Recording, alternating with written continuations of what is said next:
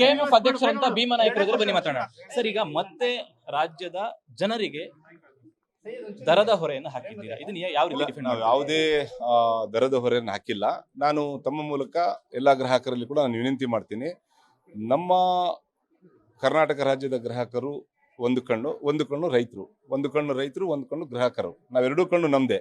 ಆದ್ರೆ ರೈತರು ಬಹಳ ಕಷ್ಟದಲ್ಲಿದ್ದಾರೆ. ಇವತ್ತು 31 ರೂಪಾಯಿ 68 ಪೈಸಾ 32 ರೂಪಾಯಿ ಏನು ನಾವು ಹಾಲನ್ನ ಪ್ರೊಕ್ಯೂರ್ ಮಾಡ್ತೀವಿ ರೈತರಿಂದ, ಬಹಳ ಕಡಿಮೆ ರೇಟಲ್ಲಿ ಪ್ರೊಕ್ಯೂರ್ ಮಾಡ್ತೀವಿ. ನಾವು ಹೇಳೋದಾದ್ರೆ ದೇಶದಲ್ಲಿರ್ತಕ್ಕಂಥ ಎಲ್ಲ ರಾಜ್ಯಕ್ಕಿಂತ ನಮ್ಮ ಕರ್ನಾಟಕದಲ್ಲಿ ಬಹಳ ಕಡಿಮೆ ರೇಟಲ್ಲಿ ಹಾಲು ತೊಗೊಳೋದು ರೈತರಿಂದ, ಬಹಳ ಕಡಿಮೆ ರೇಟಲ್ಲಿ ನಾವು 42 ರೂಪಾಯಿ ಪ್ರತಿ ಲೀಟರ್ ಹಾಲಿಗೆ ಕೊಡೋದು. ಹಾಗಾಗಿ ಈ ಇವತ್ತೇನು 4 ರೂಪಾಯಿ ಇವತ್ತು ತೀರ್ಮಾನ ಆಗಿದೆ, ಆ 4 ರೂಪಾಯಿ ರೈತರಿಗೆ ಕೊಡ್ತಾ ಇದೀವಿ ನಾವು.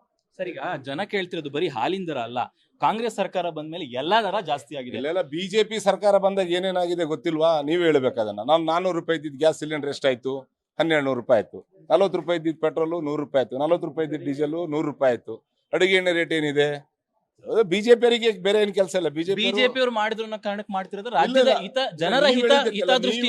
ನೀವ್ ಹೇಳಿದ್ದಕ್ಕೆ ಬಿಜೆಪಿ ಆರೋಪ ಮಾಡ್ತೀರ ಅನ್ನೋದಕ್ಕೆ ನಾನು ಹೇಳಿದೆ ಹೊರತು ಅವರು ವಿಪಕ್ಷದಲ್ಲಿ ಇದ್ದಾರೆ ಸರ್, ಅದಕ್ಕೆ ಜನ ಅಲ್ಲಿ ಕೂರಿಸಿದ್ರು. ಬಿಜೆಪಿ ಗವರ್ಮೆಂಟ್ ಅಲ್ಲಿ ಅಂದ್ರೆ ರೈತ ವಿರೋಧಿಗಳು ಅಂತ ಬಿಜೆಪಿಯವರು ಇವತ್ತೇನು ನಾವು 4 ರೂಪಾಯಿ ರೈತರಿಗೆ ಕೊಡ್ತಾ ಇದೀವಿ, ಇದನ್ನ ವಿರೋಧ ಮಾಡ್ತಾರಲ್ಲ ಇವರು ಬಿಜೆಪಿಯವರು ರೈತ ವಿರೋಧಿ.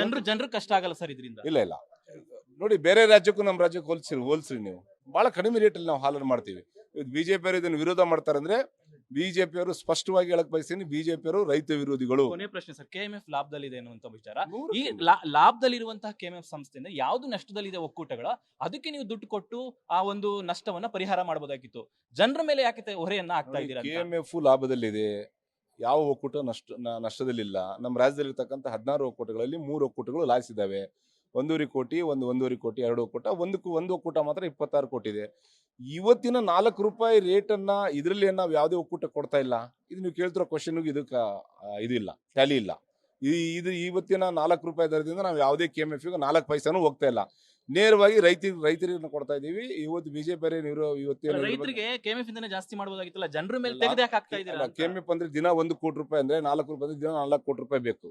ಒಂದು ತಿಂಗಳಿಗೆ ಎಷ್ಟು ಬೇಕು? 120 ಕೋಟಿ ರೂಪಾಯಿ ಬೇಕು. ಹಂಗಲ್ಲ ಸೊ ಅದು ಪ್ರಶ್ನೆ ಅಲ್ಲ. ನೀವು ಕೇಳಿದಕ್ಕೆ ನೀವ್ ಹೇಳಿದಕ್ಕೆ ಕೇಳ್ತಾ ಇದೀನಿ. ಕೊಡಕ್ಕಾಗುತ್ತಾ? ಕೆಎಂಎಫ್ ಕೊಡಕ್ಕಾಗುತ್ತಾ? ಹೆಂಗಾಗುತ್ತೆ? ತಿಂಗಳಿಗೆ 120 ಕೋಟಿ ರೂಪಾಯಿ ನೀವು ಕೊಡ್ತೀರಾ? ಜನರಿಂದ ತೆಗಿಬೇಕು. ನೀವು ಕೊಡ್ತೀರಾ 120? ನಿಮ್ ಕ್ವಶನ್ ನಾನು ಹೇಳ್ತಾ ಇದೀನಿ. ನೀವು ಕೆಎಂಎಫ್ ಇಂದ ಕೊಡಕ್ಕಾಗುತ್ತಾ? ಕೊಡಕ್ಕಾಗೋದಿಲ್ಲ. ಕೆಎಂಎಫ್ ಇಂದ ಒಂದು ತಿಂಗಳಿಗೆ 120 ಕೋಟಿ ಬೇಕು. ಒಂದು ವರ್ಷಕ್ಕೆ ಎಷ್ಟು ಬೇಕು? ಒಂದು ವರ್ಷಕ್ಕೆ ನೀವೇ ಹೇಳ್ಬಿಡಿ ಸರ್. 1200 ಕೋಟಿ, ಒಂದು 240 ಕೋಟಿ, 1440 ಕೋಟಿ ಬೇಕು. ಎಲ್ಲಿಂದ ಕೊಡೋದು? ಸರ್ಕಾರದಿಂದ ಕೇಳಬಹುದಾಗಿತ್ತಲ್ಲ ಸರ್. ನೀವು ಅದನ್ನ ಹೇಳಿ, ನೀವೇ ಕೇಳಿ ಹೇಳ್ತಿರಲ್ಲ. ಇದಿಷ್ಟು ಭೀಮಾ ನಾಯ್ಕ ಅವರ ಮಾತು. ಕ್ಯಾಮರಾಮನ್ ಪುರುಷೋತ್ತಮ್ ಜೊತೆ ಶ್ರೀನಿವಾಸರಾವ್, ಪಬ್ಲಿಕ್ ಟಿವಿ, ಬೆಂಗಳೂರು.